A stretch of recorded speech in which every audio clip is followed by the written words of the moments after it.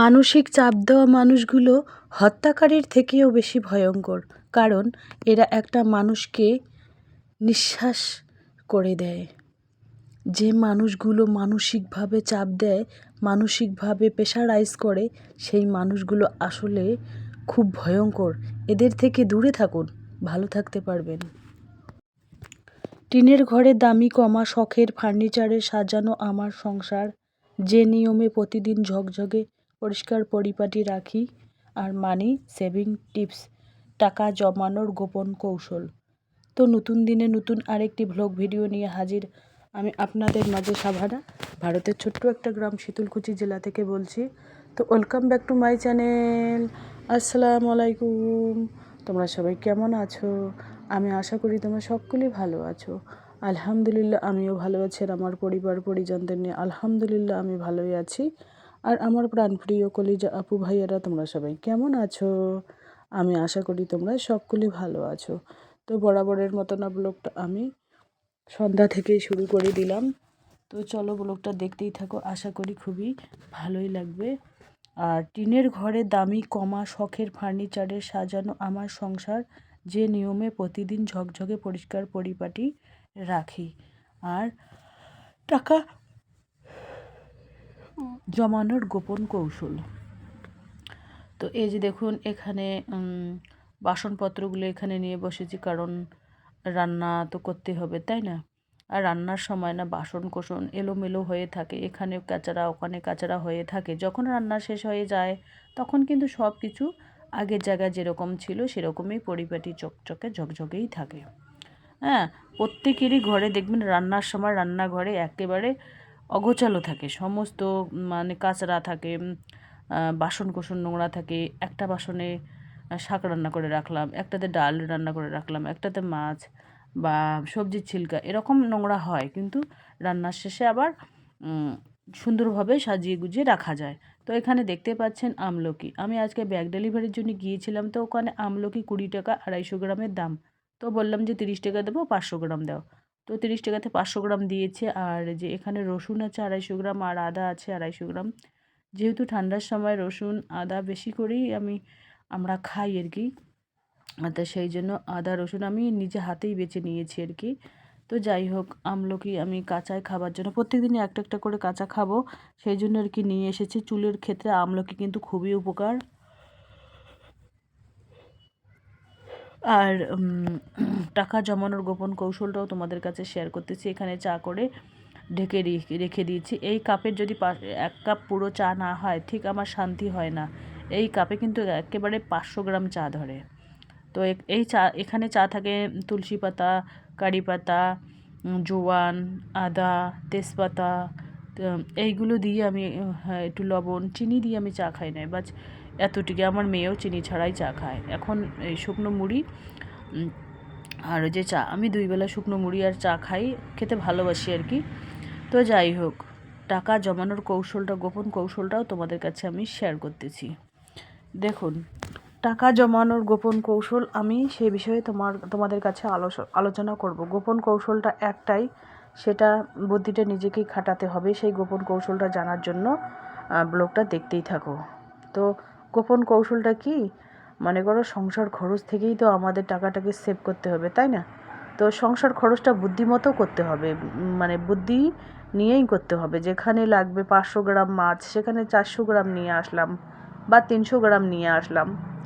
যেখানে 2 পিস খাবো, সে তার জায়গায় 1 পিস খেলাম, মরে তো যাব না, বেঁচেই থাকবো।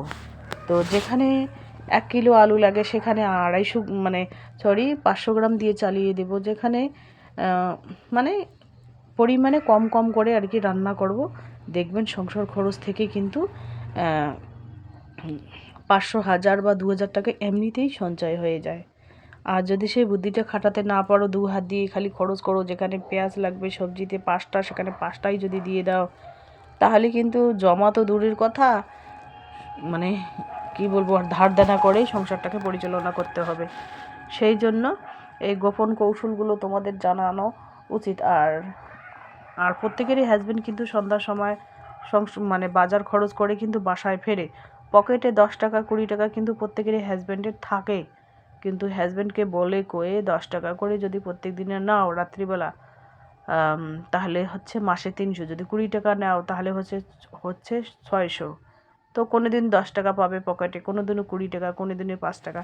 এরকম করে যদি নিতে নিতে প্লাস্টিকের ভারে টাকা ফেলো, তাহলে কিন্তু বছরের শেষে একটা মোটা অঙ্কের টাকা ধারণ করবে। এই কৌশলগুলো কিন্তু জানা উচিত, কারণ এই কৌশলগুলো কিন্তু সবার জানা থাকে না। যদিও জানা থাকে, তারা কিন্তু ওই পকেট মানি থেকে নিয়ে স্বীকার দেয় না, হাজব্যান্ডকে স্বীকার দেয় না, তখন কিন্তু ওদের মধ্যে ঝগড়াঝাটি লেগে যায়।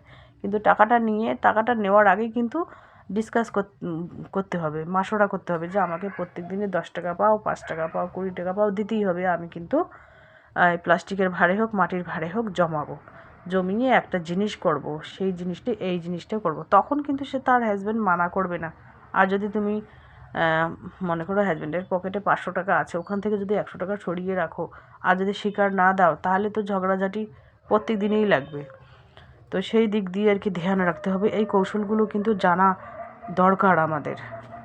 তো যাই হোক, চলো ব্লগটা দেখতেই থাকো। আর টিনের ঘরে দামি কমা শখের ফার্নিচারে সাজানো আমার টিনের ঘরে কোনো দামি জিনিস নেই, কিন্তু আমার প্রতিদিন আমি যেভাবে ঝকঝকে চকচকে পরিষ্কার করি সেই ব্লগটাই শেয়ার করব। কারণ সব মানে আমার টিনের রুমের মধ্যে সাদামাটা জিনিস মানে টুকিটাকি দিয়েই আর কি সাজানো। যাই হোক, আমি কিন্তু প্রত্যেক দিনই একবার হলেও ঘর মানে অফ ক্যামেরায় হোক আর ক্যামেরার সামনেই হোক ঝকঝকে চকচকে করার চেষ্টা করি আর কি।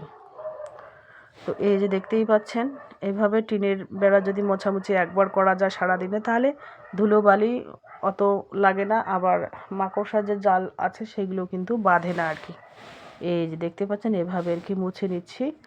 তো লালের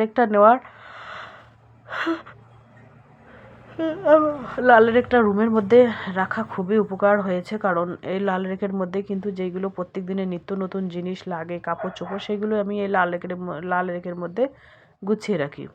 আর যেইগুলো মানে অকেজো, মানে বছরে 6 মাসে হাত দেই যেই কাপড় চোপড়ে, সেই কাপড় চোপড় আমি আলমারিতে রেখে দিই। অত কে করবে, তাই না? তো এবার আমি টেবিলটা আর কি গুছিয়ে নেব। টেবিলটা এলোমেলো হয়ে আছে, টেবিলটা একটু মোছামুছি করব শুকনো ন্যাকড়া দিয়ে আর কি। এখন যেহেতু ঠান্ডা পড়েছে, আমি দেখুন মানে কুর্তি সিস্টেমের একটা সোয়েটারের মতো পরেছি। তো যাই হোক, এরকম আর একটা ছিল লম্বা, আমার মা পছন্দ করেছিল, সে মাকে দিয়েছে। আমার মা আবার আমার খালা আম্মাকে দিয়েছে।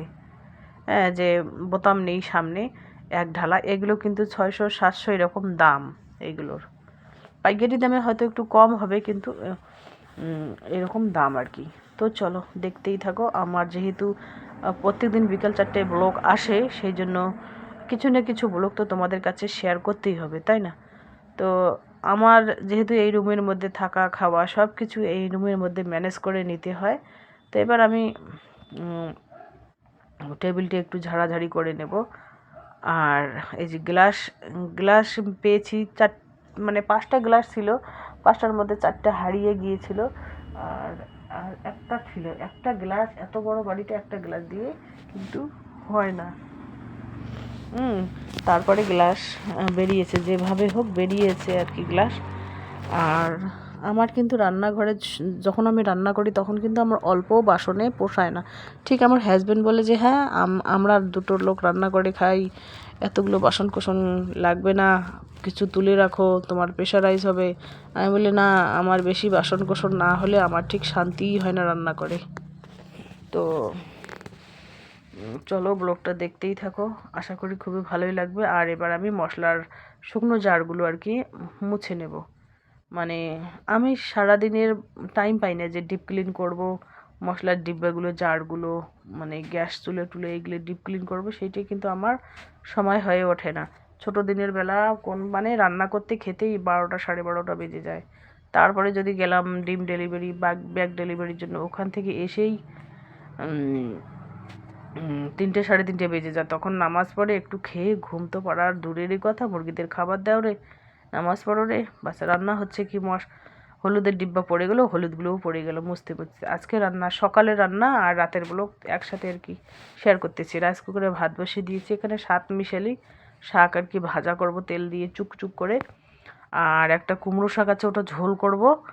আর একটু মা একটু মটন দিয়েছে, তাই একটু আলু দিয়ে মাখা মাখা করবো, আর কিচ্ছু করবো না। এই যে দেখুন কুমড়ো শাক, এখানে কুমড়ো শাকের ঝোল ধনেপাতা কাঁচা লঙ্কা দিয়ে করেছি। আর এখানে হামানদিস্তাতে আর ধনেপাতা কুচনো করে রেখেছি শাকের মধ্যে দেবার জন্য। তো বর্তমান আমার বাপের বাড়ির তাজা তাজা শাক সবজি পাওয়া যাবে আর কি। লাপা শাক, কুমড়ো শাক, লাউ শাক, এগুলো কিন্তু অনায়াসে অল্প হলেও পাওয়া যাবে। তো আজকে গরম ভাতের সাথে জাস্ট জমে যাবে। তো চলো আজকের ব্লগ এ পর্যন্তই। ততক্ষণ তোমরা সবাই সুস্থ থাকো, সাবধানে থাকো। টাটা, আল্লাহ হাফেজ। এই যে দেখুন আলু দিয়ে, ছেলে যেহেতু আলু পছন্দ সেজন্য আলু দিয়েছি।